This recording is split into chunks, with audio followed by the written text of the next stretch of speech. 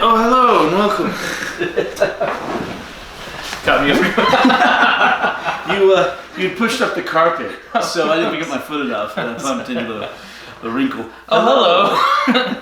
And welcome. Thank you for joining us for this, the 76th episode of the Drunk Doctor Who podcast, wherein we discuss the 76th serial of Drunk Doctor Who. Oh, Doctor. Just regular.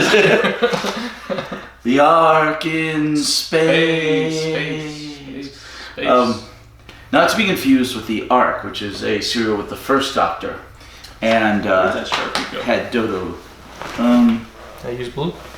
Yeah, well, grab the Sharpie. It should be the other Blue's one. legible. It's in the other one? Yeah, it should be.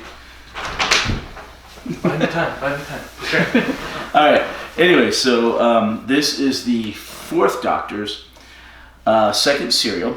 The first one was set on Earth in regular time with unit and all that, and it feels like a holdover from the Pertwee era. With this one, the Doctor's finally heading back out into space, and regularly. And this is the beginning of the Doctor, Sarah Jane, and Harry being a trio in the TARDIS. They are one of the best combinations that has ever been in the TARDIS. Flat out. They are great. Harry works great with the Doctor and with Sarah Jane. And he's a great companion because he actually listens to the Doctor. Almost no other companion does that. Everyone else is like, no, I'm going to do what I want to do. Nah, forget it, you know. And Sarah Jane does that a lot in this. She goes off and does her own thing and gets into a lot of trouble, and the Doctor and Harry have to rescue her, whereas Harry stays with the Doctor like the Doctor tells him to, and Harry doesn't have all those problems. Harry's also, what I noticed, is Harry's more disagreeable with the Doctor, but the Doctor actually just goes with it. Like, you know how the Doctor's always like, oh, it's just a trick of your mind, your imagination, and so. When they see a slug in the room, Harry goes, I saw something, and the Doctor goes, it's just a trick of the lights. And he's like, no, it wasn't. And the Doctor, uncharacteristically, was like, oh, okay, let's go check it out. Well, normally he's always like, nah, it's not. Well, it's because he listens to him, you know? Right, and they listen to each other. Yeah, they do. Okay. There's like almost a mutual respect there. Even though Harry seems like kind of goofy, he goes around hitting switches.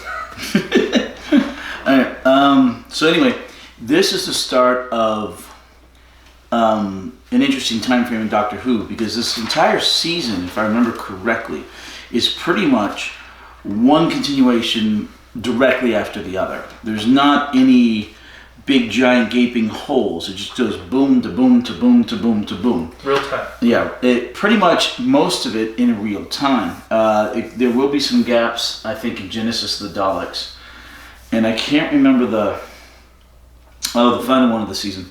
But yeah, it just goes boom, ba boom, ba boom, ba boom. They get in the TARDIS, and instead of there being possibly a 3-month gap or what have you, there's literally just a very, very quick gap.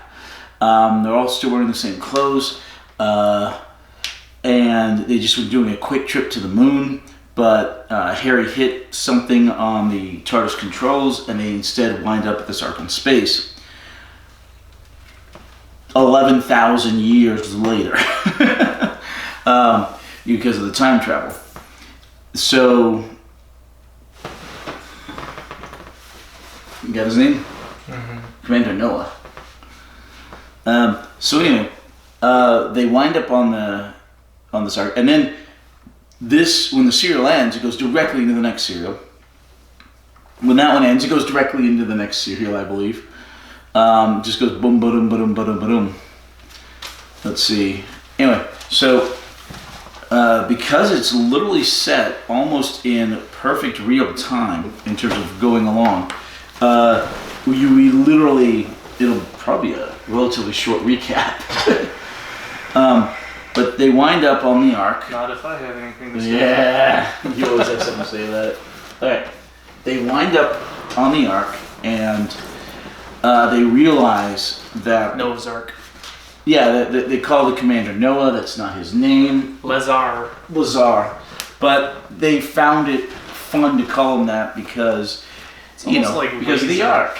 That's a cool name, Lazar. Lazar, yeah. Alright, so, what are we drinking today? Twisted tea and Jim Beam bourbon whiskey. Jim Beam, because that's what he picked up. Yeah.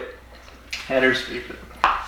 Because life's too short for okay tasting. Not at all. Alright, so anyway, this cereal is notable for a couple of reasons. First of all, the bad guy is, later on it turns into a more of a larval stage, but at the beginning when it's a hot dog with a wasp head. Yeah, a hot dog with a wasp head. No, I think the larva stage is the other one. But when it's in the larva stage, it's a guy in green bubble wrap. It's spray painted green. And sometimes on the modern TVs and Blu-ray, big TV, you can see the hand inside. You can kind of see the guy moving. And you say that it's really well known for having really bad special effects, but I thought, it kind of worked, to be honest. It looked like textured kind of pimply skin, or maybe like suction cups. But the thing is we know what bubble wrap is these days. Yeah. And we can see that it's a guy in bubble wrap. Back in the day, nobody knew what bubble wrap was. It existed, but it was very exotic at the time. Very exotic. And styrofoam. A lot of the hibernation sets were just cut out styrofoam. Yeah, cut out styrofoam. Which was not fit to size people because you had some people's heads in the neck hole. Yeah. Too small. But yeah, and there was that and... maybe I just have enough suspension of disbelief that the bubble wrap just worked for me. I don't know. and it does, but okay. the story has been lambasted for that. But this is a good cereal. I like it. It is a great cereal. The Doctor makes the fourth Doctor makes a fantastic speech about humans being so hard to kill and how they always manage to find a way to survive. Indomitable. And when he does that, you're like, yep, this is the Doctor. This right here, this man, they chose the right actor. This is the Doctor. It's an absolutely phenomenal speech. Let's talk about Baker, though.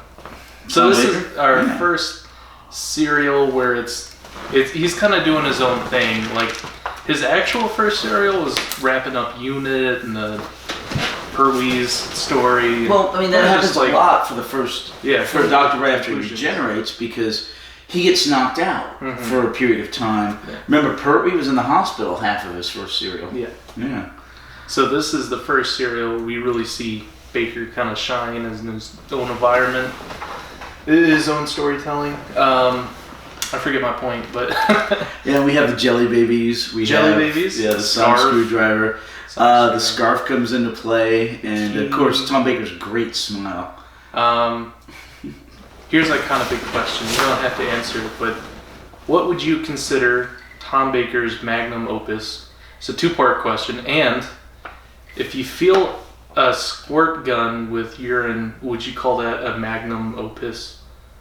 That's horrible. Oh. I like that joke. I probably would. But no, his Tom Baker's greatest cereal, and it's arguable, but it's probably Genesis of the Daleks. You get it, the magnum opus? Yes, okay. I do. Other classic ones of his that are just amazing. He's got a good run of them. Androids of Tara. City of Death. The aforementioned Genesis of the Daleks. And I personally like most of the Key of Time season. I like how you seriously answered the lead up into my joke. But I thought the Ark in Space was a pretty good cereal, and that doesn't even make it is. Your top 10 or so. No, this is the 70s. So we have something good to look forward to. Yeah. I really like Tom Baker so far. The 70s were the golden age of Doctor Who. Just the absolute golden age. What are we in now? 75. Tinfoil age? Right now? He's copper maybe? I don't know. But no, the black and white 60s were basically the silver age. They were good, and some stories were great, but it wasn't the best it could be. By the time we got, and there were so many episodes per season that they had to rush a lot of it. Really bad special effects in a lot of cases, and Hartnell, of course, not being able to perform the way towards the end, and then of course all the deleted episodes. So it took them less than a decade to figure out everything. Pretty much, yeah. Hit their stride. Right. Well, they hit their stride pretty early on with the pacing. The dollars. Now. Yeah. Things are in color finally. Right. But you get storytelling's really good. Right. You have two of the best doctors in the 70s. You have Pertwee and Tom Baker. Mm-hmm. You have it in color. They basically cut the number of episodes in almost half, so that they can concentrate more on the special effects and it went from like 44 to 26, so it's more like 40%. Yeah. So they can concentrate more on the writing, and they don't have to stretch things out like they used to. Mm-hmm. Not as much filler. Yeah, not as much filler. You don't need a 10-parter or a 12-parter or anything like that. You get some things that when they first did that, I felt like it was information overload.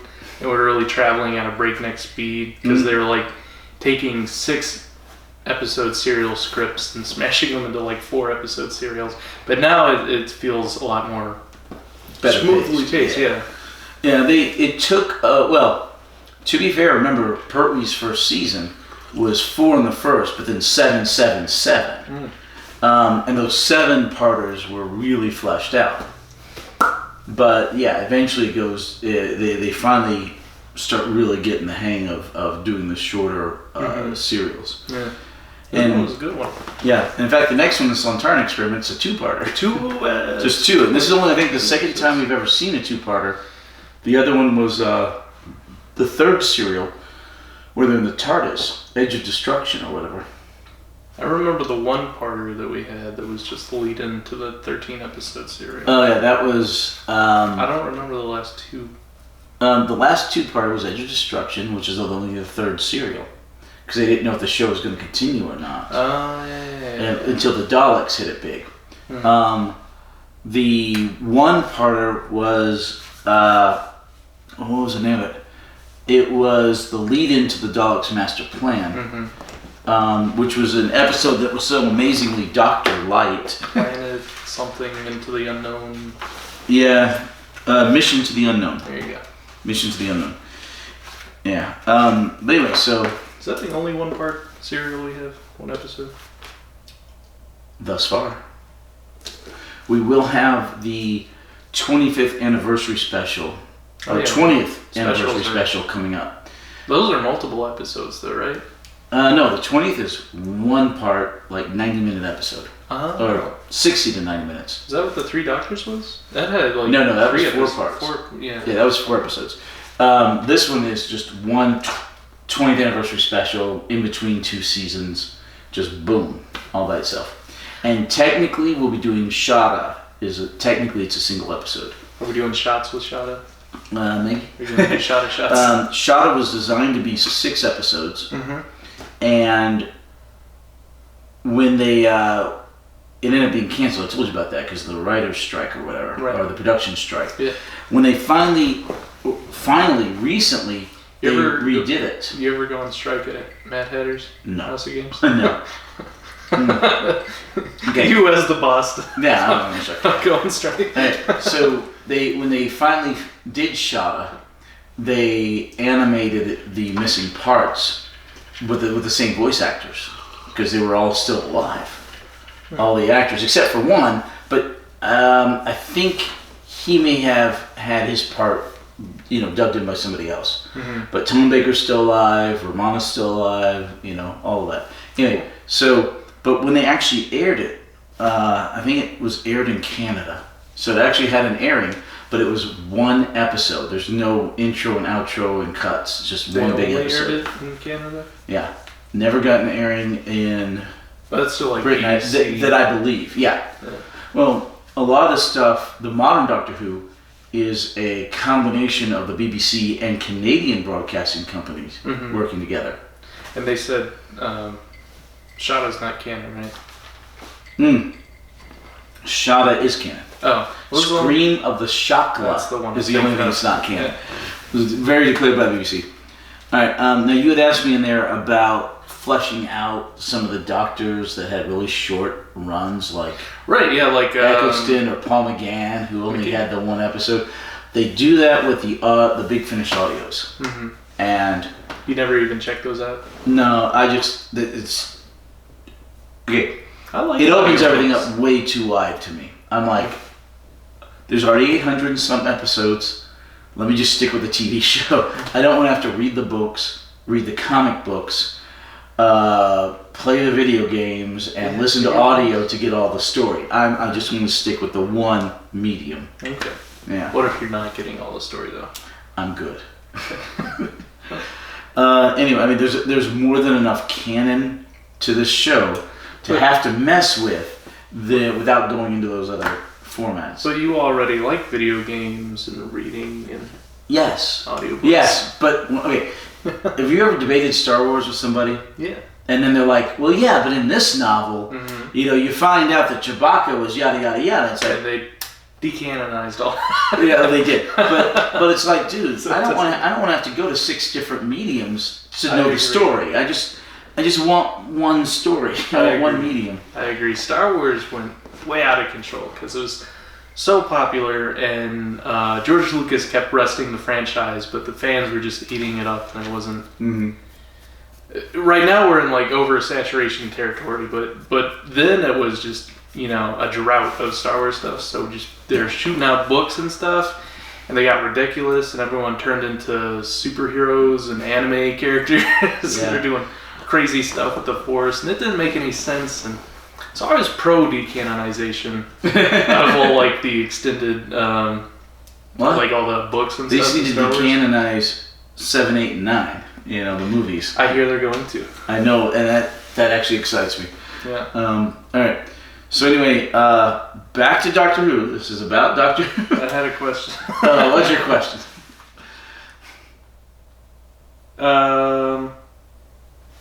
We didn't finish the recap for episode 1, did we? No. Okay. We barely started. My question could wait. Okay.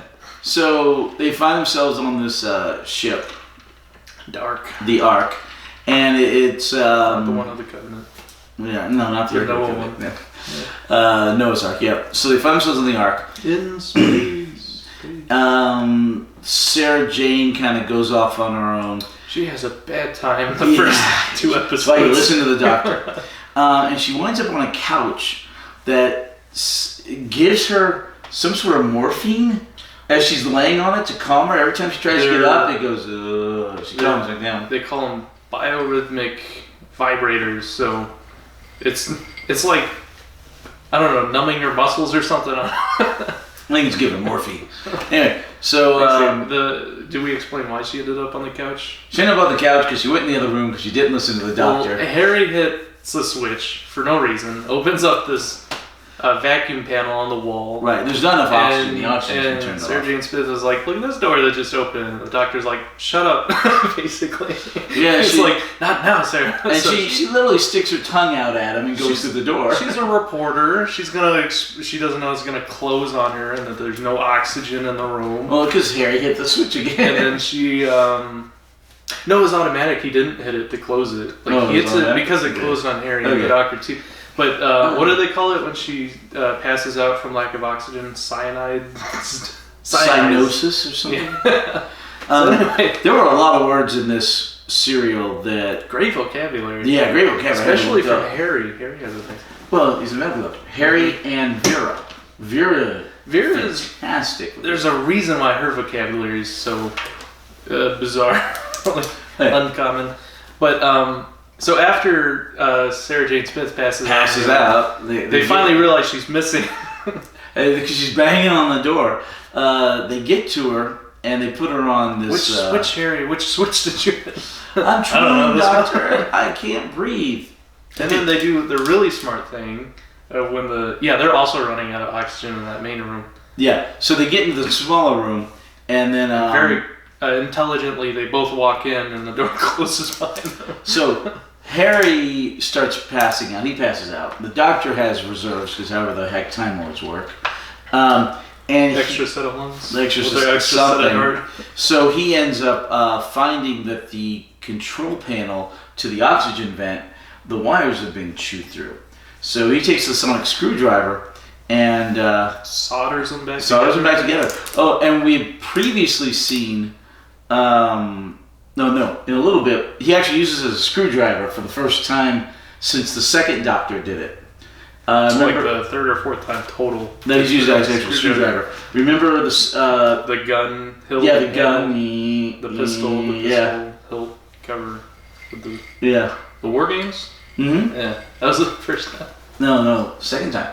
First time he used it was the one where... Oh, on the oil rink. Yeah. The first time we saw the sonic screwdriver. I thought that was the second time. That was before That was the War the Games? first time. Okay. Yeah, that was before War Games. War Games was his ultimate episode. Yeah. Right.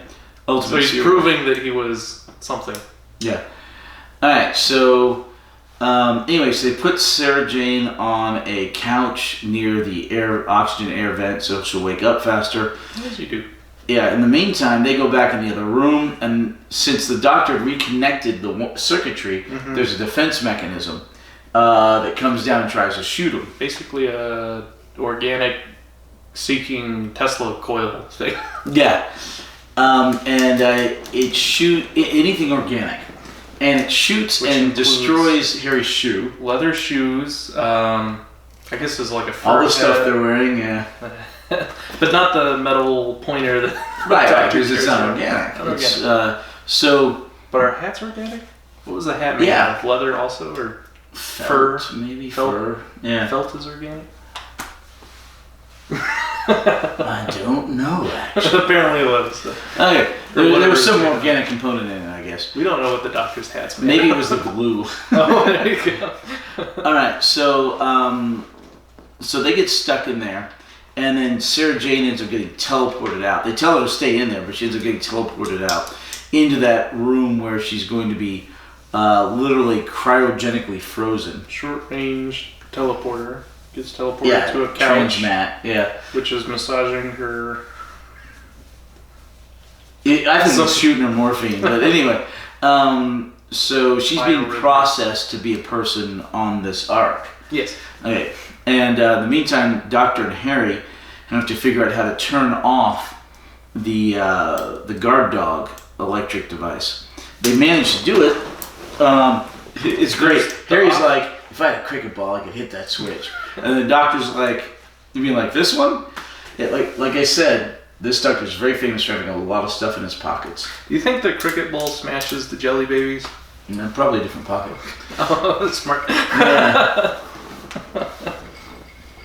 Hopefully a different pocket. Anyway. You think he's like one of those drug dealers with the trench coat and has all the pockets? Now the next Doctor, the fifth Doctor, is actually was actually big into cricket. Nope. Yep. And in one serial, oddly enough, also a two-parter. How long does he have the stick of salary? From his first serial. That's it? To his last, yeah. Oh, really? The whole time? Yeah. Anyway, but like I said, oddly enough, also in a two-parter, he throws a perfect cricket pitch. Oh. Yeah, like I said, he was a cricketer, and they get him in there, and he has one chance, at this, and he just throws a perfect pitch, and they're like, "Cool, awesome." One shot. Yeah. Apparently, Harry is a pretty decent cricketer. Yeah. At least in the story. But apparently, the ball is made of wood, so he throws it at the deal, and it comes back in pieces. Rains back on him.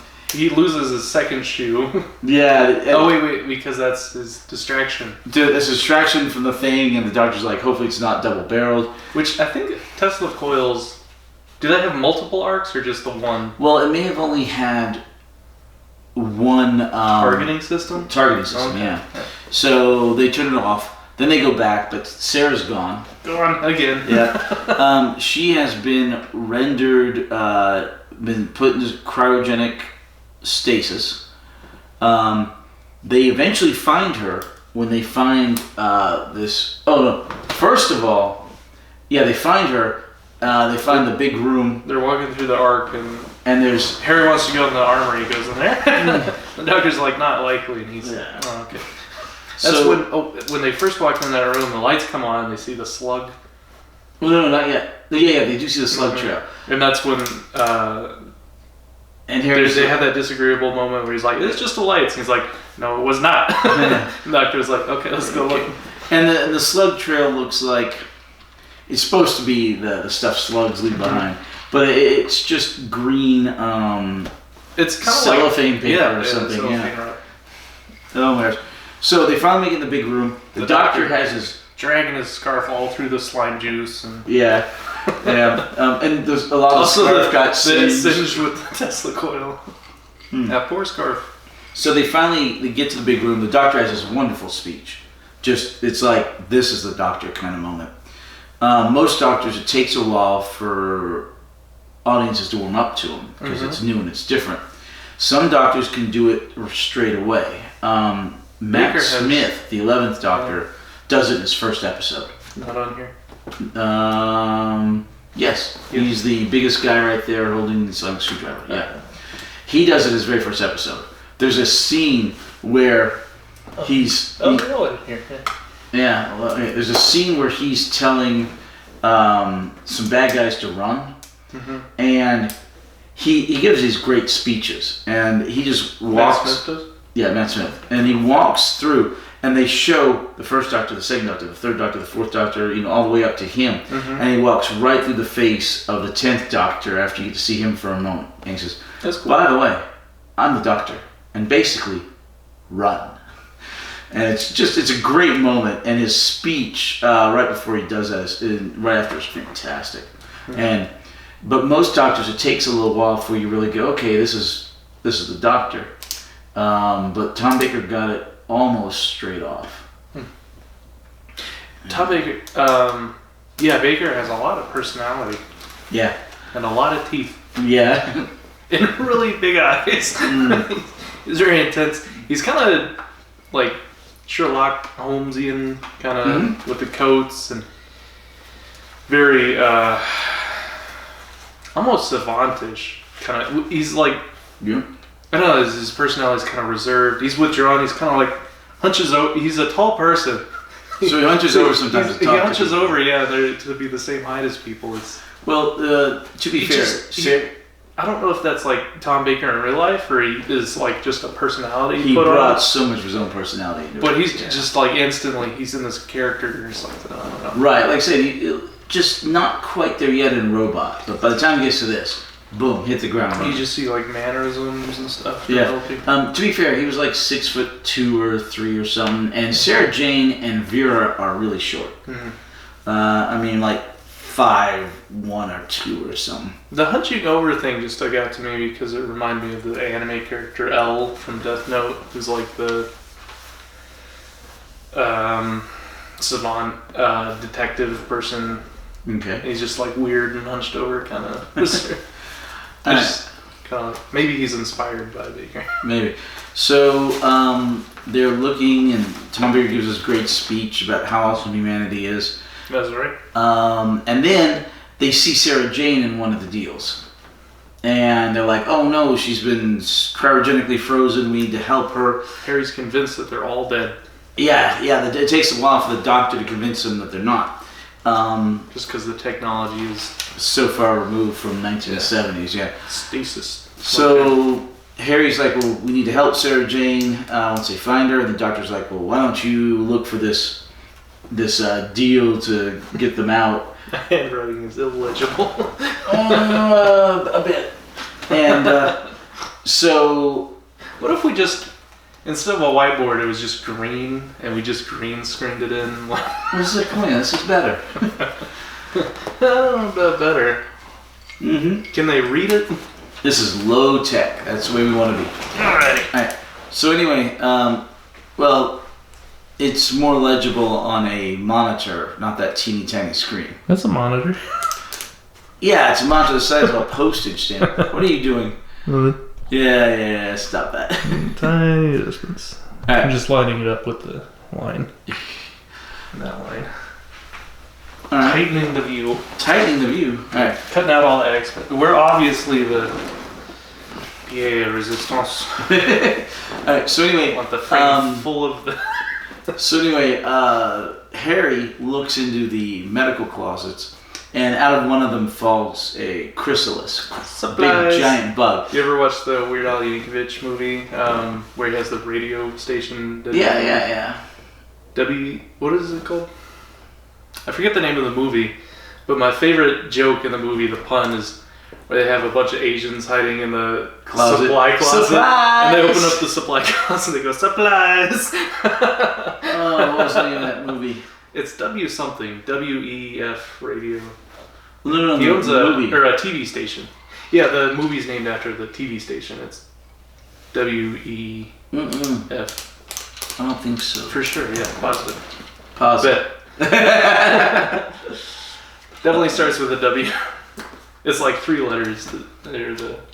Well, yeah, some of the older TV and radio stations only have 3 letters. The newer ones, say the last 50, 100 years, have 4. ABC, NBC. No. TNT. Well, what would your initials be if you had a well, TV no, station? those are networks. Oh. Those are networks, but the stations would be like, Fox. No, that's the network. The station's like, WABC or whatever. Yeah. Or here in Lubbock we have, I don't know what to call those. Should be the stations. LBK something. WLBK is one of them, yeah. Yeah. Let's see. You thinking of radio stations? No, I'm trying to think of the name of that movie. It's definitely like 3 letters.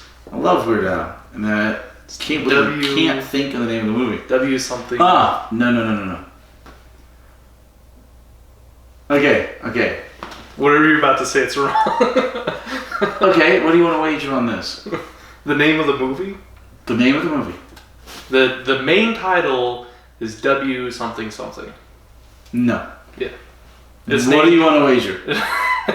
I still have my paid for your movie ticket. How much is your fantasy football? It's $20. I'll pay your fantasy football. You sure you want to do this? What if I win though? Well, then I'll give you $20. You will pay $8 for Steam's Elder Scrolls Online. Start a character with me. 1 play session. Let's see if you like it. $8. Okay. It's on sale on Steam. I might do that anyway. Okay. Okay. Huh? And you wait. W something something. You sure you want to do this? That's the name of the movie. You sure you want to do this? Okay. I think I have $20 in all. The movie's UHF. Yeah.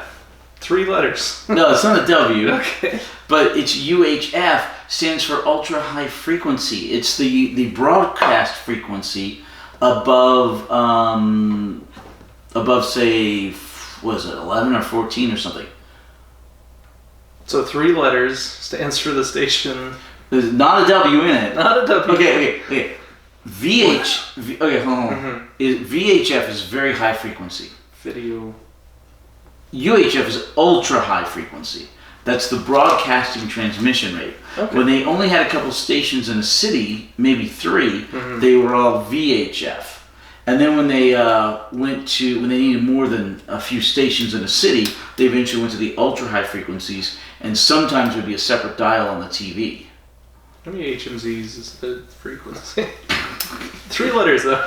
Stands for the radio. We'll call it a draw. Okay. But we'll call it a draw. How we draw that. Huh? I don't know how we draw that.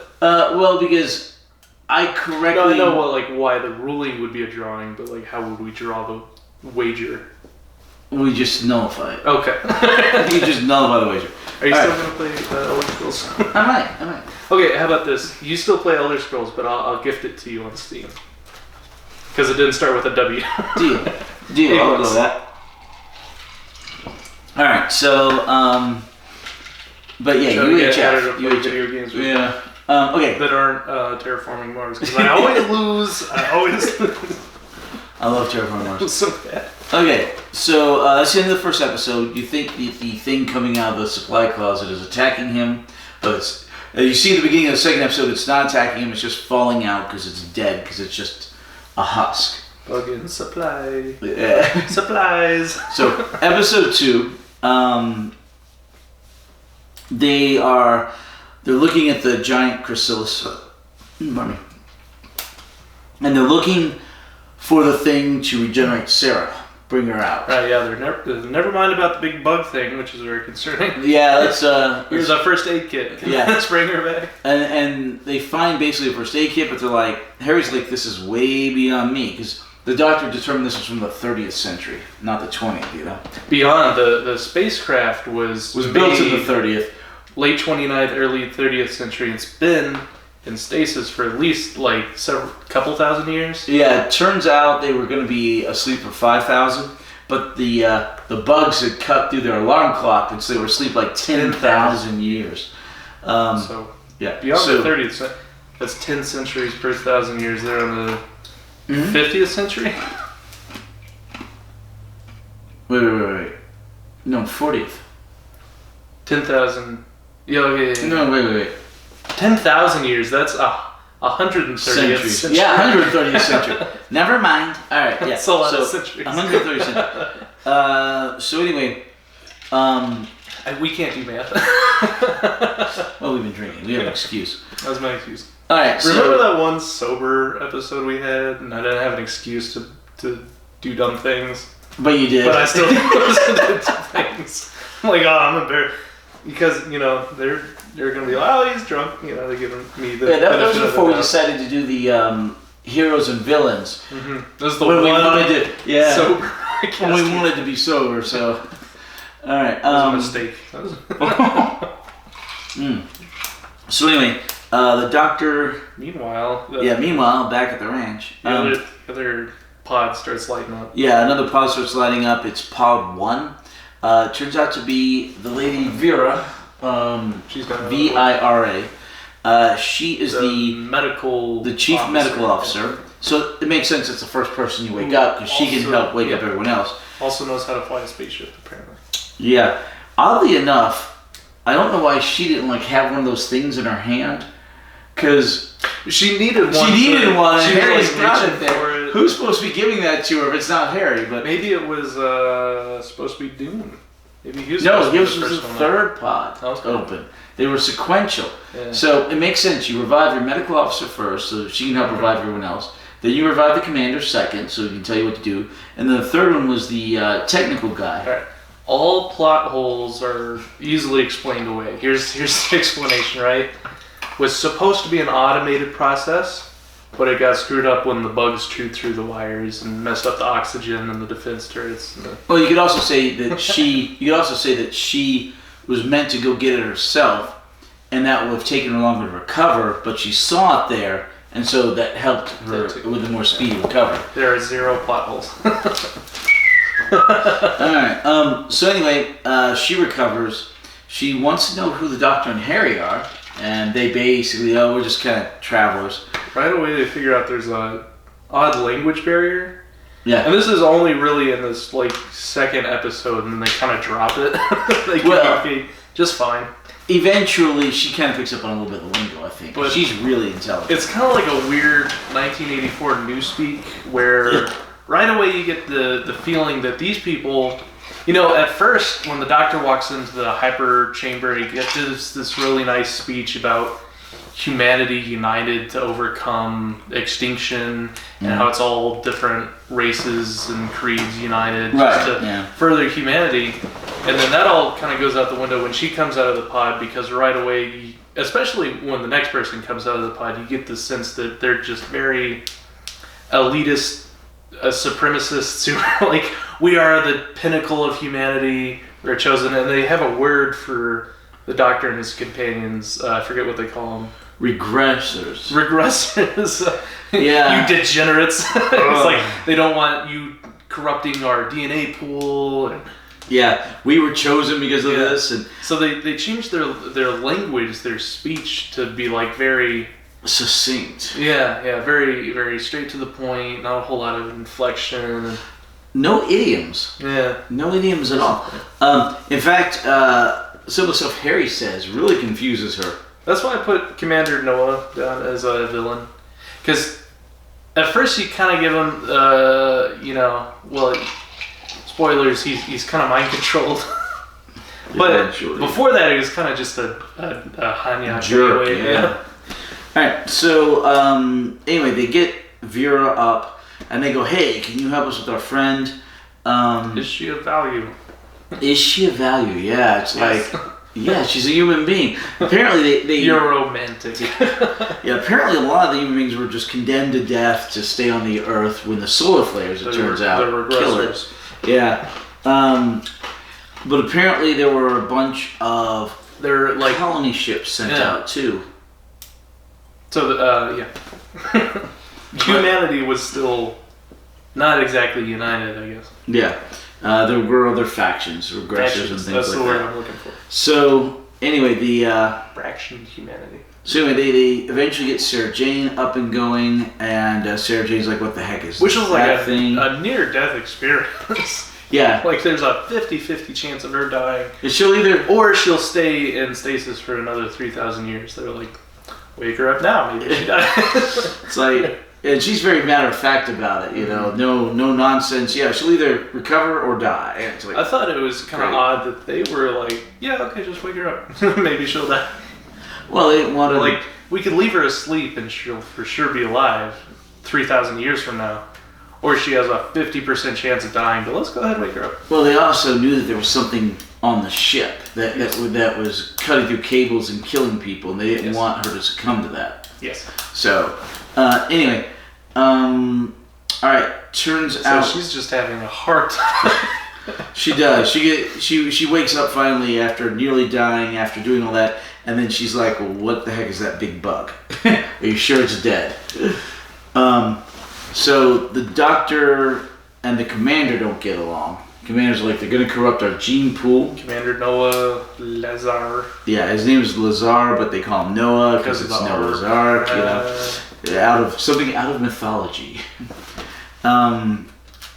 Let's see. You ever watch Gilmore Girls? No. I don't know why it reminded me of that, but like the second episode of Gilmore Girls, she goes to this really prestigious private school, high school, and their insult for like uptight people are Mary the Virgin, because they're goody goodies. And then she's like, well, what do they call sluts? And they're like, they probably add a Magdalene to it. And she's like, okay, biblical insults. That's interesting. So the Noah thing I don't know. Everything goes back to the Bible. Everything. All roads lead to Rome. Yep. Anyway, so the commander doesn't like the doctor. The doctor is just saying, "Look, we're here to help you." Like nobody believes that to the point of hostility. Like yeah, he wants to shoot the doctor. He does shoot the doctor. He stuns him, but he's kind of justified, but he's not asking any questions. Like he's not giving. Yeah. He doesn't treat the doctor as an equal, so he doesn't do an investigation. He's just like, well, by the 30th century, society was incredibly regimented. Think of Paranoia, the role-playing game, where you've got the colors of the spectrum, and his was red, so he was the commander, and then you saw the security people had like green. The medic was yellow, and then I think there was a blue with the technicians. I think so. And they had these, they're not chevrons, but they're just bars on their shoulders and stripes across their section that gave their rank and their status within the group as a result. But they might have normal clothing in society. That might just be like a spaceship thing. I think that is their normal clothing. That was very, it was very regimented to the point where, then the doctor said that by the 30th century, that's the way things were. Oh. And they're all wearing like Logan's Run type of clothing, which was a sci-fi movie that came out around the same time. You've never seen it? Movie list? Movie list. It's a good movie. Okay. It's a movie where everyone's. It is. Okay. I'll put it right under Kill Bill Volume 2. No Kill Bill Volume 2. Why would I have you put something on the list that I've never seen? Right above Tusk. No. Nobody should ever watch that movie. Alright, so it's in like, okay. You think it's Man has Heart of Walrus? Yeah, no. That hurt? Shannon. Gosh. Okay, but it's a paranoia. Logan's Run is a very paranoia-esque movie. Everybody lives in a perfect society run by the computer. And you can have anything you want, anyone you want, but everyone is killed at the age of 30. On your 30th birthday, you die. Exactly. You're killed, yeah. That's like the fable of the Black Dragon. You ever heard? Something like that. Oh, no, it's the opposite, because that was a random line. Okay, oh, by the way, happy birthday! Oh, thank you! This is Holden's 26th birthday. Happy Monday. Happy birthday. Don't remind me. What was it? Is Paranoia the one with the insanity meter? That's called a Cthulhu. Yeah. That's what I feel like at work sometimes when I'm trying to do something and there's one specific section which is just always so disorganized. I just feel my sanity meter just shrinking. Alright, let's see. Okay, anyway, so no one doesn't like the doctor. No one doesn't like the doctor. The doctor's trying to get power back because the power gets cut off. So he goes to the solar stacks, which is how this whole thing's been keeping power this whole time. It's just, solar from the sun. And he sees the green... Also what fried the Earth. Solar flare, that's why they left Earth. He sees the green thing inside the solar stack, or inside the observation hole, or whatever. Solar flares are terrifying, by the way. I've shown you Knowing, right? I think so. Yeah. Remind me what Knowing's about. No, with the bad actor. He's not a bad actor. He's so bad. Yes, I've seen that. Well, he has an Academy Award, right? Why? Why would you? For what movie? For what movie did they give him an Academy Award? Was it Leaving Las Vegas? It's the same character. Nicolas Cage. Nicolas Cage. That's who we're talking about. Was it Leaving Las Vegas? No, he plays... The same character. He plays Nicolas Cage in every movie. Not the me. Speaking of which, 3 weeks from yesterday will be my birthday. And Happy we're birthday. going to see a Nicolas Cage movie. What is it called again? Hopefully. With the Prisoners of the Ghostland. With the masks. Yeah, it looks... What do you call those Asian masks? The Japanese... And they have the swords, the samurai swords. Kabuki masks? I think so. Yeah. No, they're not that... they're the more subtle ones. I don't know. Kabuki are the real, demon looking with the teeth. Oh, cool. It's like the ones that the ladies wear. And the kimonos, the I don't know anything Geisha. about... Geisha. No, well, yeah, it's the geisha mask. The geishas would wear the white makeup, and it's like a geisha mask with the white makeup and the red... It's a I'm not cultured, I don't know. It's a very artistic looking movie. Yeah, I've never been to Japan. Hopefully I'm sure it'd be a great movie if it didn't have Nicolas Cage. We shall see. But it's on a Sunday night, so we may end up rating it for bad movie night. I liked National Treasure and Ghost Rider. Raising Arizona? What's the one with the faces? Two-faced, double-faced. Face Off. Face Off. That one was okay. What about Raising Arizona? I don't know if I've seen that one. I'm not putting on... I don't want to put it on the list. It's a good movie. It's no Nicolas Cage on the list. What? Wait, my veto. Have you seen Con Air? Yes. That's a great one. Okay. Alright, okay, so anyway, what the heck? Okay, so the doctor went to the stacks. He's trying to turn really short serial, 4 episodes. Yeah, I think our short podcast. Our podcast is gonna be longer than the friggin' serial was. 90 minutes. Yeah. 2, 4, 6, 88 minutes. Okay, so the doctor ends up trying to stop the thing from gaining its solar energy that it needs in order to go to the next stage. He does that. But while he's there, he gets met by Noah, because Noah thinks he's sabotaging it. Yes. And then Noah ends up getting touched by one of the slime things.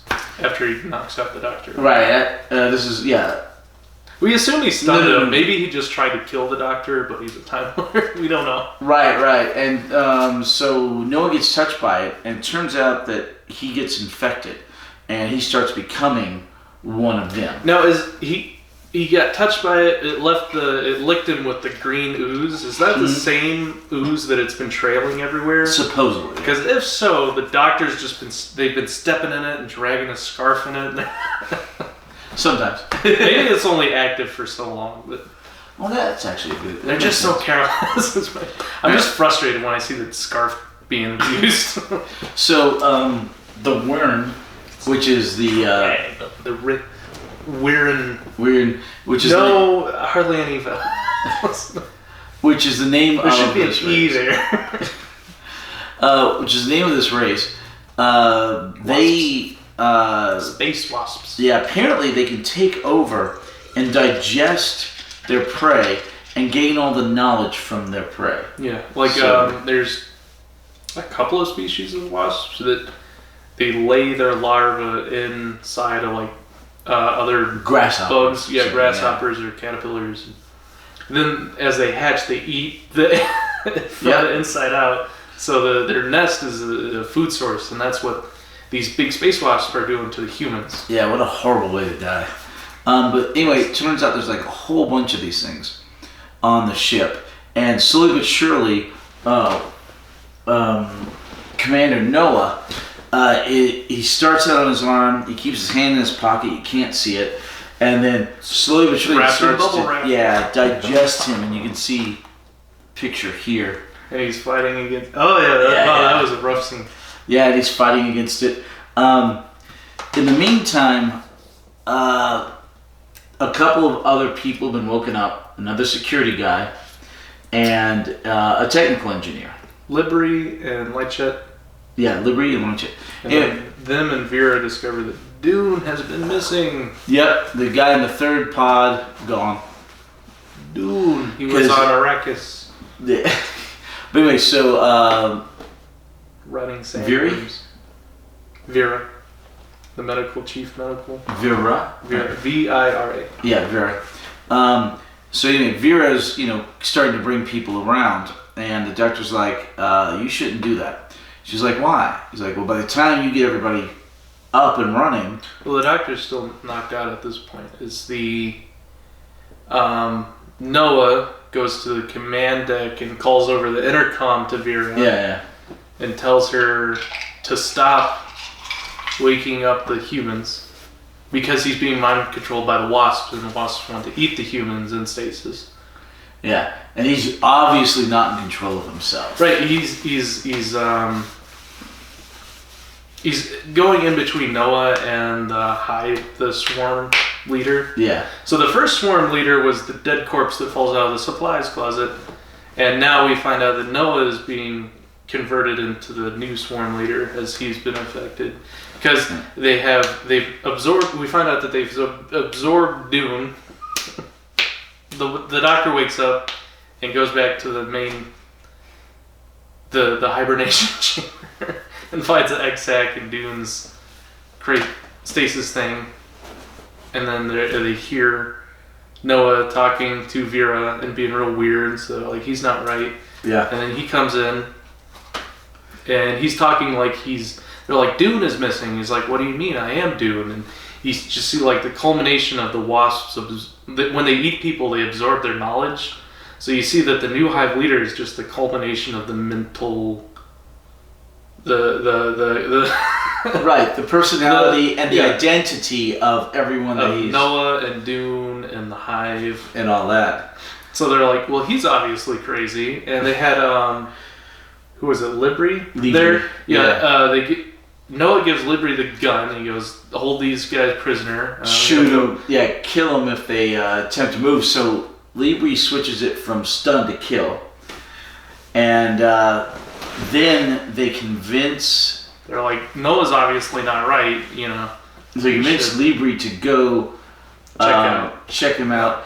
And Libri's not willing to fire on him. Wet sock. Yeah, he's a wet sock. It may be because he's the commander, even though he's obviously not himself. But he's the commander, and they have a very rigid strict society. Yeah. So Noah takes the gun from Libri, and then ends up shooting and killing Libri. A dramatic reenactment. Oh, there you go. So he ends up taking the gun from Libri. Are we still on episode 2 or are we on 3 now? Yeah. No. Episode 2 ended with Noah pulling his hand out of his jacket. Oh, yeah, and going, And he's fighting the infection. Yeah. And that's when he's talking over the intercom. It's really like The Man with Two Brains, if you've seen that. Dr. Jekyll and Mrs. Hyde. You ever watch that movie? I think so. Horrible. Yeah, that's probably why I've watched it. Alright, so, okay, so Noah's turning into one of those. He's going from this guy to this, the final stage. And the doctor's like, well, we need to, we need to see if we can catch them while they're in between the stages. And because we know their weakness now is electricity. Because the doctor literally takes the eye of the dead one, and hooks up some electricity to it to try and see its last sight, or its last memories. Then he hooks in his brain in order to guide it, and he gets to see what happened to it. And it turns out it was that guard pet electronic thing that killed it. It only managed to lay its larvae as a last act, a last defiant will. So the doctor's like, okay, we need to go see if we can find him. He convinces Vera not to wake anyone else up. And they go and they find Noah. And this is like the very end of episode 3. And the doctor sees Noah right as he's turning into the last bit of chrysalis. His face is like half Noah, or mostly the chrysalis, mostly that thing, and like a third Noah, and then it flickers and it's all the weird commander now. But it tells Vera and the doctor and everybody to leave the ship, or they will die, they will be consumed, and all their knowledge will be gained by this thing, the worm. Vera doesn't want to leave. It's dereliction of duty. It's abandonment. So she and what's that other guy's name? And that's why they had to use bubble wrap. Like shit. Alright, so she likes it. So they decide to stay. Because the doctor's like, I can take everybody in the TARDIS and get you out of the plane. She's like, no, I'm not leaving. The doctor also didn't want to leave. Yeah. So Harry was very much, hey, let's get out of here. Yeah, and Sarah. But Sarah Jane Smith. So they decide not to go. And they're having this discussion and they're trying to figure out what they're going to do. And then Sarah Jane's like, hey, doctor. And then he says, wait, we're talking. And they kept going. And finally, the doctor's like, what was it, Sarah Jane? You know, because we need to electrocute them, but we don't very have much like in the first episode. Yeah, but we don't have the energy. We need to electrocute them, but we don't have the electricity. And she's like, wait a minute, they talk about a transport ship. Doesn't it have its own generator? And Lysit's like, exactly. It's got twice the power the Ark does. Why don't you keep the mustache with the beard? It tickles my nose and it makes it hard to sleep. You don't want to like trim it? What if you had like one of those pencil thin French mustaches? Yeah, I'm good. Alright, so the doctor's like, isn't it, right? huh? It's the kissing, right? You gotta shave So the doctor's like, that's a great idea, Sarah. So Vera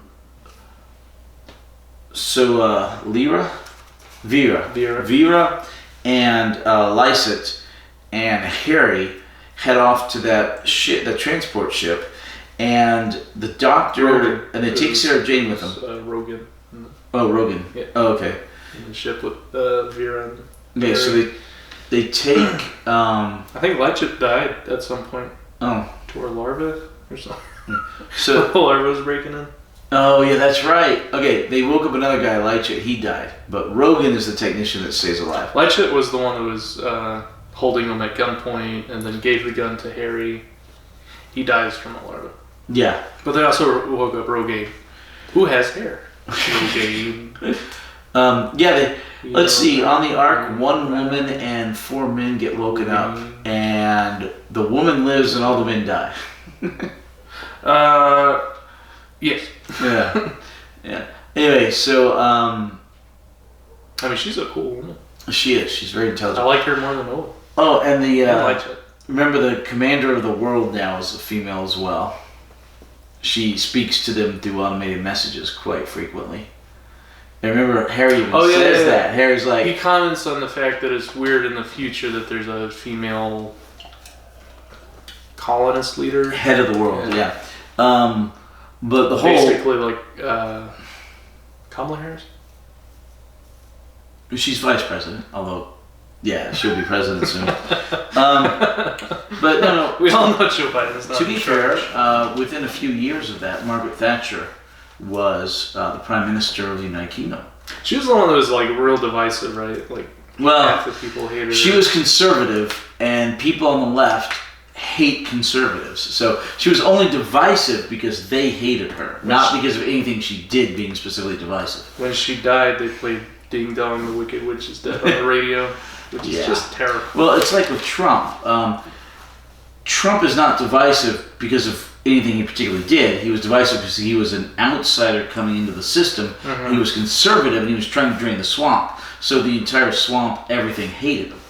But let's both parties. Yeah, let's not. Bull at a China shop. All right. So anyway, we started out a political podcast. No, there's too many of those. We could, but there's already too many of those. Is there a third party political podcast? I'm sure there's a the Libertarians podcast. I'm sure there is. Anyway, so while they're trying to figure out this plan, Rogan. He's like, Rogan. Yeah. He's like, okay, there is another way to get from point A to point B where they won't snip the electrical line. Seth Rogen. Yeah, it's a conduit, and he's like, the conduit's only about this wide, and it's a triangle. Yeah, Sarah Jane's like, well, I'm only about that wide. I could do it. So she steps up brilliantly, and she manages to go through the conduit all the way from the ship, all the way through to the main room. Almost. Well, she gets stuck, and then the doctor tells her how worthless she is as a way to anger her into getting unstuck. And with all of her anger, she manages to get unstuck and get out. And then she's like, "Oh, you were only doing that to get me." And she's like, "You brute." Negative reinforcement. Yeah. But she was so. The first episode, she passes out lack of oxygen. Second episode, she's morphined into being hibernated. Second episode, she has a 50% chance of waking up or dying. It's still second. Third episode, she's shimmying through this tiny shaft, gets absolutely frantic, and then is like brutally negative reinforcement to the point of just like being frantic, and then finally she gets out of the hole and he pulls her out, and then it takes her a few seconds to realize that he was just saying that to irk her. Right. But you just feel this. I don't know if it's like the I can't think of the word. She's had a bad time of it. Yeah. It's her acting skills that just make it. You don't really feel the emotions. She's just having a bad time. I don't think they ever told her that she had a 50% chance of dying when she woke up. Elizabeth Sladen is a great actress. Yeah. All right, and this was to me a best role. Okay, so anyway, the doctor, once Sarah Jane gets through, had set up on all the ways into the room, the doors and everything, had set up to fry the bad guys. If they try to come in. So one of them is in the control room next door, tries to come in, hits the door and gets electrocuted. Yeah. He goes off and tells everybody else. Then they try to capture them and break through the grate. And the doctor has one loose deal and he stuns it. I think it died. Almost pulls Sarah Jane Smith into the oxygen grate, which just a bad day she's having. Yeah. And then the doctor pulls her out, and then it grabs the doctor, and then he gets out. And right in the eyeball with the electrical socket. Yeah. Oh my gosh. So then the Noah's like, look, if you guys leave, I will give you safe passage. Y'all can leave. You don't have to die, Vera. And Vera's like, what? No, we can't do that. And the doctor's like, well, they're going to swarm us as soon as we exit the door. And he says, no, I control them. I am the commander. And he's like, doctor's like, So you see the struggle of humanity that's still within the Noah part of the Wyrn. So eventually Noah sends the Wyrn because they live out in outer space. Oh, and there's the backstory of the fact that the humans sent out a colony ship that landed on the Wyrn's planet, and they were fighting forever, and eventually the humans won. And that's why this thing went out into space. Every good villain has some sort of justification for their aggression. So the Wyrn were just fighting back after the colonists landed on Andromeda, which is where the space wasps were, and up until that point, they always hatched and breeded by putting their larvae inside cattle, herbivores, and they weren't like absorbing the knowledge. But then the settlers came and they fought them back and practically eliminated them. But they can survive in space because they kind of recycle oxygen and carbon dioxide. Carbon dioxide. So then they got real aggressive and they're like, well, we're going to conquer humanity because they almost conquered us. So we're going to start eating humans to absorb their knowledge and then conquer the galaxy. So it's justified.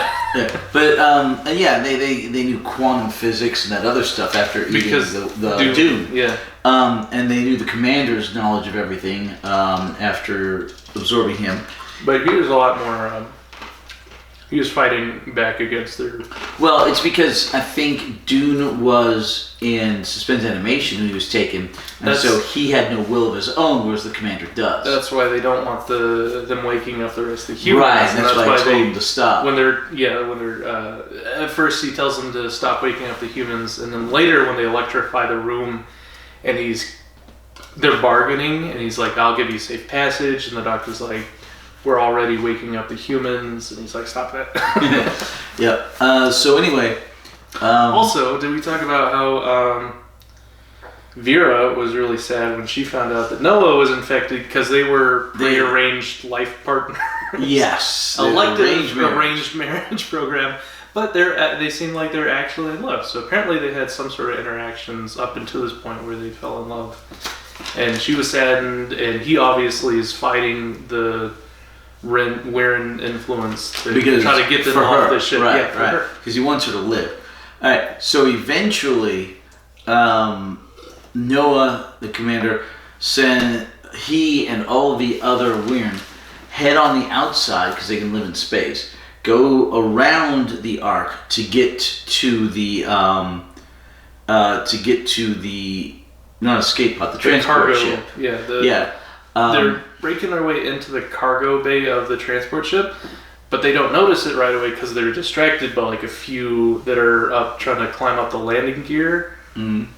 But they're conveniently located right under like a thruster. So they're busy like they turn it on the thruster and they blast them, singe their whiskers, and then they switch cameras. They're like, "Oh look, the entire swarm is coming in through the cargo bay." Yep. So they abandon the transport ship and they unlink the sonar or something, or the links. Kind of like a super magnetic deal. They undo those, and I can't remember what I call them.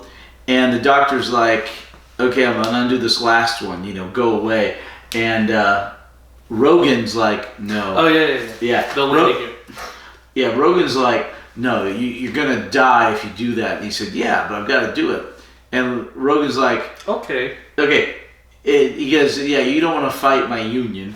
Hits the doctor in the face, knocks him out. Right hook. one punch knockout. Yeah, one punch. We don't see that a whole lot, especially on the Doctor. But this is Baker. Maybe he's not. He doesn't have a strong cut as like Pertwee maybe.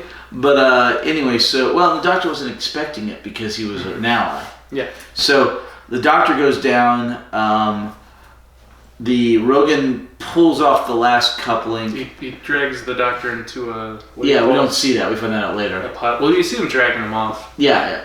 On camera, we see him pulling off the magnetic control panel. And then he immediately dies. Because of the thrusters bacon. And the transport ship leaves the Ark, and they're out there in space, and Noah calls back to Vera and says goodbye, this is it, and then the ship blows up because Noah didn't set something that he would have had to have set. The inertial stabilizer or something. Sabotage the stabilizer. It didn't set the stabilizer. So which was the Noah part of this Hive leader. Because he's in love with Vera. Right. So he ends up sacrificing himself to kill all the Wern in this bold move at the end. To save humanity, and he ends up being a good guy. So, redemption. Vera is sad that Noah's gone because that was her husband that she was in love with, and then they realize that the Doctor probably died when the ship took off, which really saddens Sarah Jane. She just can't believe it. Yeah. But then he's not dead. He walks in. He walks in. He says, "Hey, I woke up in a recovery pod or something." Yeah, recovery. So Vera's like, well, it'll take me some time to wake everybody up, and now that we don't have a transport ship, it's going to take a long time to get everybody down to the surface because we have to use the transmat beams. Which is only 3 people at a time. Yeah. So the Doctor's like, oh, it seems to be out of whack. I can go down there and fix it for you, but we'll have to fix it while we're there because it's a one-way shot. And she says, yeah, sure. And then Harry and Sarah Jane go on either side of her, and it's like, I didn't ask you to come. She says, doesn't matter, we're coming anyway. And they bundle up in coats because they don't know what the solar flare did to that. And Harry finally gets some shoes. He puts on some galoshes. Out of the TARDIS. Yeah. TARDIS's wardrobe. Right, and so they go down, and this is one continuous, I don't know, maybe 2-3 hours of time told in almost real time, just directly. They don't even stop to, except for the Doctor eating on some jelly babies, they don't even stop to eat or anything. It's just a straight bit of time from the previous serial directly into this serial, and then this one directly into the next serial, the Sontaran experiment. Celebratory jelly babies. Yep. Which he gives to Vera. Yep. And which is very happy for the gift, and there's no longer a language barrier at all. Yep. Sontaran experiment is only 2 episodes. Yep. That's right. We'll be watching K9 and Company, A Girl's Best Friend, which is the name of the pilot episode. Diamonds. No. It's an episode about diamonds. No, it's a reference to Man's Best Friend K9, but it's a girl's best friend in this case. But it's the girl's best friend in this case because he's made out of diamonds. No, he's not. Focusing beams and his reactor. So what are your questions? Question number 1. The Doctor's scarf was made by Madame Nostradamus. Mm-hmm. Does that ever come back? Who's Madame Nostradamus? Nostradamus' wife. Yes. Do you know who Nostradamus was? Some historical character. Nostradamus was a guy who predicted the future. Hunchback of Notre Dame? No. Oh. Nostradamus was a guy who supposedly he wrote all these prophecies, and supposedly a bunch of them have come true, but you have to kind of interpret things in certain ways to get that to work. And he had a wife. Yes. Who made a scarf. Yes. Which is one of a kind and irreplaceable. Yes. That gets shot by a Tesla cannon and dragged in alien goop and drugged on the floor all the time. Yeah, but I think he picked it up off the floor one time to go up some stairs. Yeah, the Doctor breaks. Tom Baker breaks his arm in a scene while playing the Doctor, and they carefully wrap his arm in the scarf, so it doesn't look like it's really broken because it doesn't have a cast on. It's just a sling. Okay. Yeah, he's using the scarf basically as a sling to film the rest of the serial. And oddly enough, I think it's the next serial. I think it's a Sontaran experiment. I may be wrong on that. But do you know how he broke his arm? Just like doing stunt? Yeah, I was just doing a stunt for the show. Have you ever broken your arm? No, I broke my collarbone once. It's the only bone I've ever broken. How'd that happen? Skateboarding? No, wrestling with my uncle. My uncle threw me against the wall, not realizing how hard he threw me, and it broke my collarbone. Ouch. Did you notice right away? Yeah. I was like 7 at the time this happened. Is that common in Cajun families? You throw the 7-year-olds or? No. My uncle had Down syndrome. Oh. And he didn't realize how strong he was sometimes. So, it was what it was. Anyway, what's the next question?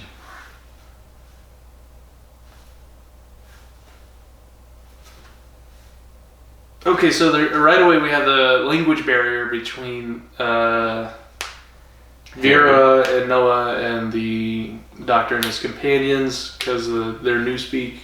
Well, that's not corrected by the language circuit on the TARDIS.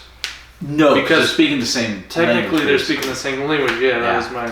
It's the same way the TARDIS, when they go see Shakespeare, doesn't update the language or anything. Old English. Yeah. Humans are quite my favorite species, says the Doctor. Mm-hmm. Even though that might be foolish, but humans are quite my favorite species. So I think it's the second time we've heard that sentiment put into words. Yeah. I think Hartnell said he's quite fond of humans, or this planet. Troutman said he's fond of the planet Earth. Hartnell said he's fond of those humans. I think maybe Pertwee expressed sentiment for the entire species, and now we have it just like... Yeah. Verbatim. Do you think they get paid product sponsorship for featuring jelly babies in the Doctor series? There are actually jelly babies. I don't know if they do or not. But yeah, if you go to World Market, you can get jelly babies. Yeah. And when I was off keto, I bought some. They're basically gummy bears. That's the thing in like the UK. Yeah. But it's like a brand name thing? Mm-hmm. They're actually called jelly babies. Do you think they got paid for product placement? Probably not. Like how, like in Friends, they got paid to have the TiVo thing there. And what do you say? I'm enjoying a nice Coca-Cola. Or like the Fast and the Furious, where they zoom up on the Ford logo. They're probably giving all those vehicles to destroy, just to get the product placement. Yeah, the UK is very strict on some product placement. Okay. But they go through a lot of loopholes to get around it, where as American television, you see a lot of product placement without... Well, we're basically freer over here than they are. They've got a lot more top-down government regulation. You'll see a lot of that if you ever watch The Ranch on Netflix, like an innumerable amount of references to just other Netflix shows and other products. It's like every other sentence feels like a product placement on their Netflix show. I think that's probably because Netflix is hemorrhaging money because they used to be like a monopoly in the online streaming, and now anyone who owns any sort of IP is making their own streaming service. Every television Disney, station, Amazon, Hulu, Fox has Tubi, Fox. Everyone who owns anything that's remotely popular is making their own streaming service. So Netflix has these Netflix originals because they can't show anyone else's television shows anymore, and it's just chock full of product placement for their own stuff and for other products. And it's kind of exhausting to watch. Have you ever seen the movie Josie and the Pussycats? Sounds familiar. I don't think I've... Did we watch that? I don't think we have. I don't think I have. Okay, put it on the list because it is the most product placement you will ever see. They make fun of it in the movie. You haven't seen The Ranch? No, I have actually. You have? Yeah. Do you like that show? Yeah, it's alright. Ashton Kutcher. Yeah, and that other guy from that 70s show's in it. They have a lot of people from that 70s show. Hyde and Kitty and... Yeah, but Red is in it. And, but Josie Fez is in it. Josie and the Pussycats, they really, really make fun of product placement. Like, the girl's in the shower, and there's little McDonald's arches ringing the shower all the way around in the tile. It's so funny. They really make a big joke out of it. There's a British YouTuber who did a whole episode about product placement and the restrictions on product placement and the difference between American and the UK product placements, and also how the internet is very strict on product placement compared to television. So like on YouTube, if we had a paid sponsorship, we have to tell them that it has to be in the description. There's a hashtag sponsored. You have to put there's a title flag at the beginning of the video. None of which you see on television. It's like a tiny thing in the credits. Yeah. By the way, if you ever want to sponsor us, Magma Flame, just send us, a crate, a case of Magma Flame a month, and you're sponsored. We'll be sponsored. Do you have a business email address in the description? Can they reach out to us? Do they have your address? Comment. Comment on here and I'll tell you how to get it. Alright. Okay. Oh man, I watched this girl on YouTube called Awkward Ashley, and she has a P.O. box. Mm-hmm. She doesn't want people to know where she lives. Yeah. But she gets sent movies because her whole thing is she's a millennial and she reviews movies that she's never seen before. Mm-hmm. Kind of the same way you're seeing all the Doctor Who for the first time. And the movie list. Yeah, the movie list. And she gets sent all these DVDs, and I'm like, we ever somehow make it big, I'll just get a P.O. box and people can send us alcohol they want us to drink or stuff. That's the best thing about any sort of online community, because like if you're a video game reviewer, people start sending you stuff on Steam. And yeah. That'd be awesome. Yeah, I'll try different types of alcohol, just no tequila. If we're halfway to a monetization point on YouTube. I think you need an overall 2,000 views. We're just past 1,000 views total. No, I think you need we have 29 subscribers. Yeah, that's one of there's 3 benchmarks. You have to have overall 2,000 views. You have to have, I think 100 subscribers. No, maybe 50. Low. Maybe 1,000. I don't know. It's pretty low to get monetized, but it's just pennies that you get when you're first monetized. We're obviously not doing this for monetization. But also, there's a certain average views. You need 10 average views per video. And then they'll start paying us a penny per video. And maybe someday we can afford a pizza for our 10th anniversary. We can get the money to pay for the alcohol. No, not that much. They'll never pay for my collection, I'll tell you that. $8 a year, maybe. Oh my gosh. How much do you think you spent on? I don't even want to contemplate it. No. I started trying to do that with my video games, and it's all right, if you figure $30 or $40 per DVD. Why do they cost so much? Okay, well, there's an average. I need to get you a pirate hat with a VPN. No. And you get all this. No. I'm supporting the show by buying it. $40 per cereal. That seems a little outrageous. It depends on the cereal, but it's a little outrageous. No, and $40 per season, maybe. No. The seasons are more ridiculous. The Blu-ray seasons, here. Grab that Colin Baker. Hold on. No. Grab that there. No, not that. The Blu-ray. The Blu-ray that's sealed. Is it the whole season? Yeah. $70. Oof. I would pay maybe $40 per Doctor. Well, no, it's better than that. Okay, but seriously, most of these, you buy for $25 or $30 for the DVDs. Is your main watch here? Yeah, on Black Orchid. That's interesting. Oddly enough, a 2-parter, like the one we're going to watch next time. But a lot of these went out of print, and I had to pay. Oh, that's good. Yeah, I had to pay upwards of $100 or so for. No. Yeah, for 15 or 20 of them. No. Each, because they went out of print. That's horrible. Yeah. Well. You didn't just want to wait. Well, okay. They have it on a streaming service. Well, I knew eventually they'd be coming out with it on Blu-ray seasons. That was a logical thing. Yeah. But we couldn't wait for the main group to get there. But then they have a streaming service for it? No. BritBox for $8 a month. But I ended up just picking them all up on DVDs as I could. I don't want to rely on a streaming service. It hurts my heart. It does. But this is probably my main collection of anything these days. Yeah. All right. Any more questions? Yes. No. Maybe? Actually, that's my last question. Was the Jelly Babies product placement? Tastes just like Coca-Cola. The BBC is very strict on product placement for the things that are on the government broadcasting channel, the British broadcasting, because it's run by tax dollars, so you can't have product placement on it. And they really don't have commercials. So and the radio, the song, what was the name of that song? Tastes just like Coca-Cola. Oh, Tastes Just Like Cherry Cola. That was Lola by the Kinks. So here in America, it's Coca-Cola. They had to Cherry Cola. They changed it to Cherry Cola because Coca-Cola is a trademark, and they thought that might be interpreted as a product placement, which you couldn't have on their radio station.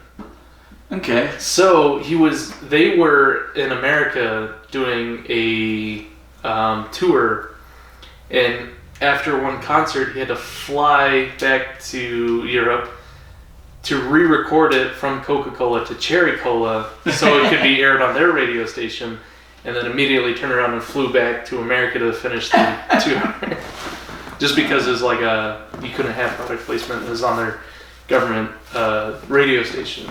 So they're like, you can't say Coca-Cola, so they're like, we'll say Cherry Cola. Another really good one for Tom Baker. But eventually America was also Cherry Cola. It just became another really good cereal for Tom Baker. Robots of Death. Robots. We just watched Robots.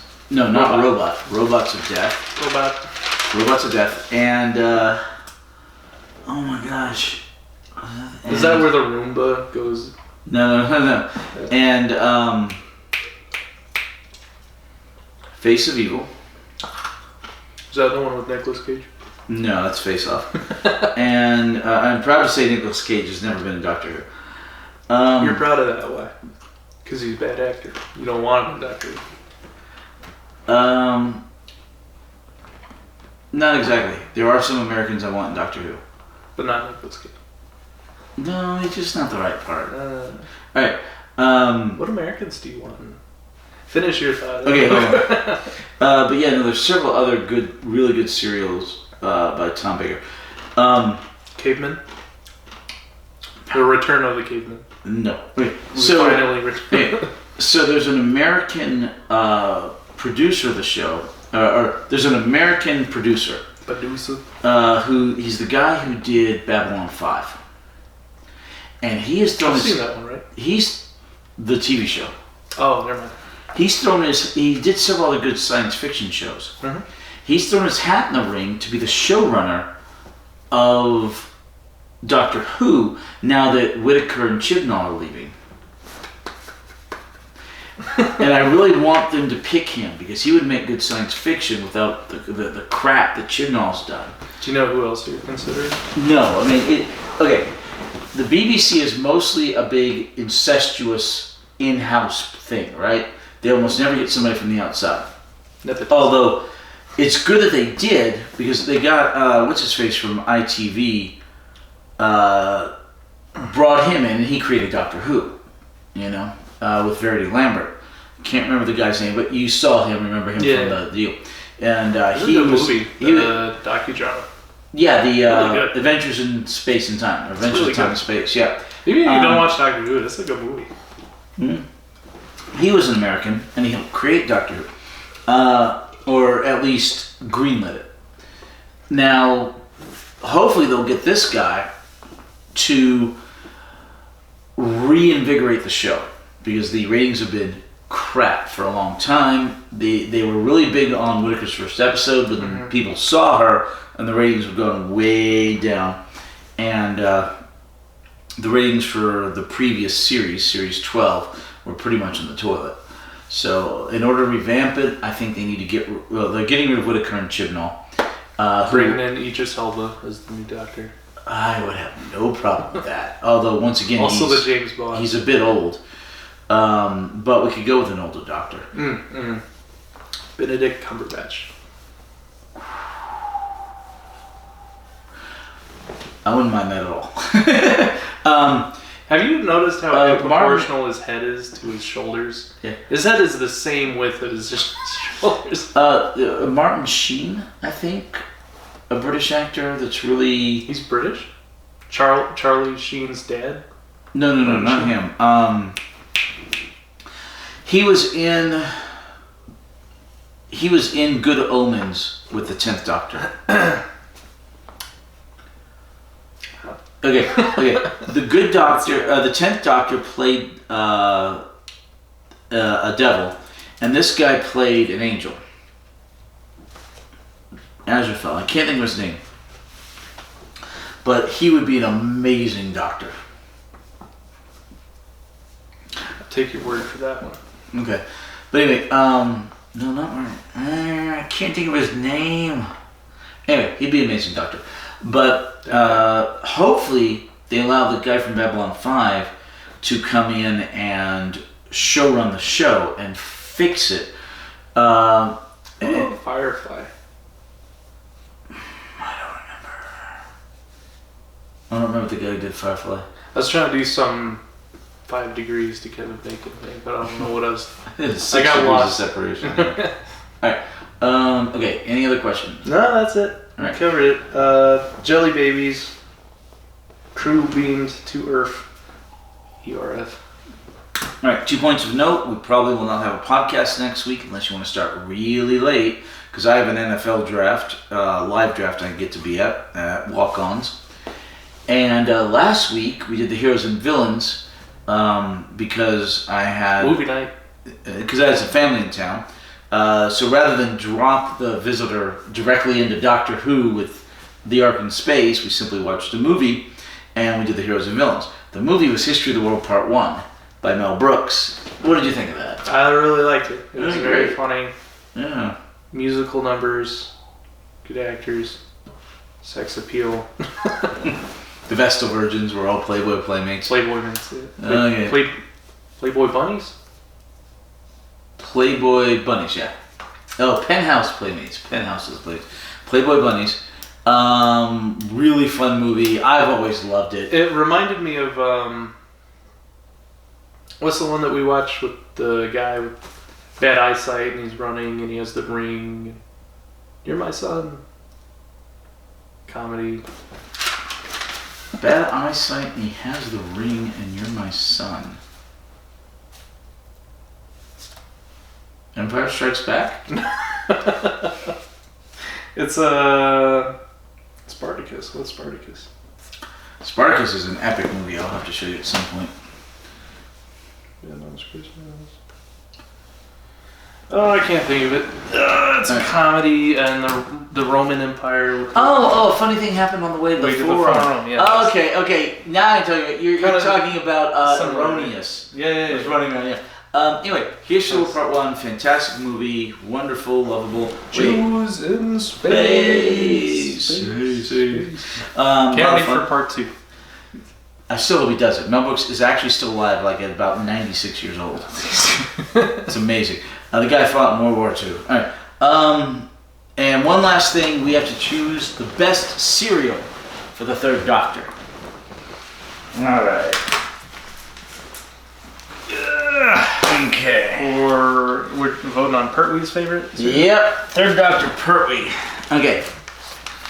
These are the 5 winners from his 5 seasons. Yes. So these are our favorites of each season. Yes. All right. Inferno was the finale of the first season. All these off right now. What? Alright. The Damons. This one's obviously my favorite. Alright. I mean this one. This was the finale of the first season. This is the finale of the second season. Curse of Peladon was towards the beginning of the third. The Three Doctors was the first, celebrating the 10th season. And then Plan the Spiders was the last. Once again, the finale of his 5th season. Seasons 7, 8, 9, 10, and 11. You're good at that. Oh, thank you. Alright. So we just did this one recently. Which of these do you like the least? The third. What? It's T. Third. T-E-R. Turd. Turd. No, he's not a turd doctor. Alright. That's what we call leet speak when you substitute letters for numbers, or numbers for letters. There's nothing new with leet speak. 3 is E. It's been around since the 1800s. Really? Yeah. Oh, I thought that was like an early internet thing. It came back around. Okay, in the 1800s. Use numbers for letters? No, not that specific version of leet speak. Oh. In the 1800s, they called it leet speak. They had their own version of it, but they changed. What they would do was. It was called the same thing though? No. The leet speak version came in, but almost every generation has had a version of it. In the 1880s, they would take the words and they would change the beginning letters. Okay? Do you know what OK stands for? Corral? No. I know this one. I feel like there's 2 origin stories for OK. Hmm. There definitely is. But I don't remember. It stands for all correct. That's not right. Yep. And that's not right. We don't say OAC. Right, but that's what they did. They changed the A to an O and a C to a K. There's a second origin story for why they did but that. But you would say, how, is everything good? Okay. All correct. But that was their leet speak. Only the people in the know would know that's what it stood for. Right, because there's a club, they're like, old something is what it stood for. And they'd say, oh, who's he? And they'd be like, oh, he's okay, because OK stood for old something. It's like a college thing, which is why they switched the letters to OK instead. Right, from AC, but it's all correct. But this was leet speak from the 1880s. It's basically like they're saying, oh, he's an OG, man. Yeah, but he's okay. He's all right. This is leet speak from the 1880s, and OK has become the one, literally, most universal phrase used in the entire world, and it's the only one that survived from that version of leet speak. What did OK stand for, though? All correct. No, but the O and the K, the old... That's what they did. They changed the first letter. They changed the A to an O and the C to a K. O stood for old, and then K stood for something. O stood for all, and it's K stood for correct. It's old Kappa or something. It's a college thing. All correct. Old Kappa. He's old Kappa. He's okay. All correct. I'll send you a video. Oh, great. Okay. But that was the leet speak back then. Anyway, there were a bunch of those changed letter acronyms, and the only one that survived was OK. No. All right. What do you think's the weakness of these? Now, I think these are all super strong cereals, really strong contenders. It really pains me to say this because I like both of them very much, but my first, I feel like these are tied as my... I really like Curse of Peladon. I really like Planet of the Spiders. Both of these, in comparison to these other 3, just don't. Yeah, they might be 8s, but these are 9s and 10s, essentially. These are yeah. So I can agree with that. 8.5. Love Curse of Peladon, but I would go Planet of the Spiders goes first. Yeah. And then Curse of Peladon. Even though either way. Yeah, but. They're both gone. Okay, 3 Doctors is really good. 3 Doctors is a all-out 10 for me, right? Mm-hmm. But if we're voting on my favorite cereal, I feel like the 3 Doctors is my favorite cereal overall for Doctor Who so far. But we're specifically voting our favorite Pertwee cereal, which means like which cereal is my favorite representation of Pertwee. And the 3 Doctors is like an anniversary special. We see Hartnell and Troughton come in and pick up a lot of the star power. And that's why it's my favorite, but not necessarily my favorite Pertwee cereal.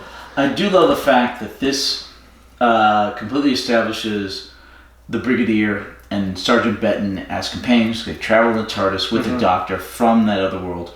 That's a good point, yeah. And I do love the fact that they have, this is the first anniversary special, and they have all 3 of the living Doctors at the time. Like Hartnell on his hospital bed, like his bed at home, they came in. His garden. He was in his garden. And they put the dome over him. Yeah. He didn't want to leave home. And he was in it. It was awesome. They had a great villain, Omega, who never comes back. But not yet. I would love to see him again. Oh, that'd be so cool. Alright, so yeah, let's get we're going to cross that off. Okay, Inferno and the Demons. Okay, Inferno is really good because I love the mirror Star Trek aspect where they take alternate realities, and you've got this more fascist, evil version of most of the characters. That's really cool.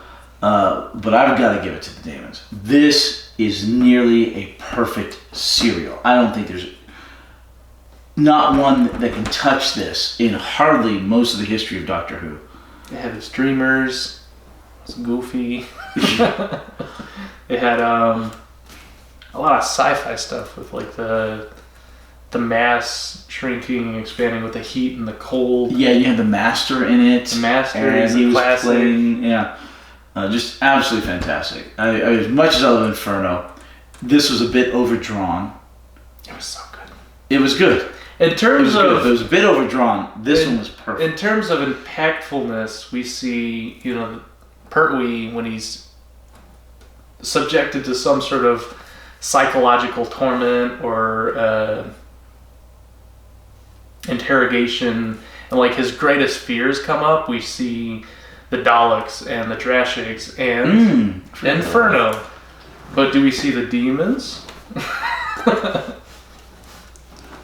I'm playing devil's advocate. We all know the demons. The demons are the standout, hands down winner. I really liked Inferno. Me too. Not going to be out the demons. This spawned several fan episodes. It just keeps going. Yeah. So like the character, the gypsy, the White Witch, comes back to reprise her role in the Luke Cannon 40 stuff. years later, 50 years which later. Is just, as much as I like Inferno, I think maybe if we're talking about just the serial, I think I like the viewing experience of Inferno more, but it's not as impactful nearly as much as the Damons. All right. So if we're going on like overall, is obviously the Damons is the winner. All right, there's your winner. Write it down and bring this board out again when we're finished with the current season. Season 12. Season 12. So do we need a recap? Recap what? It still only goes back to season 4. I need to go back and find. Oh, we gotta find out which one we voted for the first one. I think we did like all those in one episode. Yeah, but we'll need that eventually because we'll probably want to start a voting thing between the different seasons. Ooh. Yeah. So season 4 winner was Power of the Dogs. Eventually, we might want to take all the classic Doctors, and then vote between their best serials to see what we think. The 3 Doctors. Hey, see you in a couple weeks, or maybe next week if you want to start really late. All right, bye-bye. Oh, that sounds fun. Okay. They say goodbye? No. Bye-bye. Screw off. Get out of my living room. Why is invading our privacy? The least watched show on the internet. Personal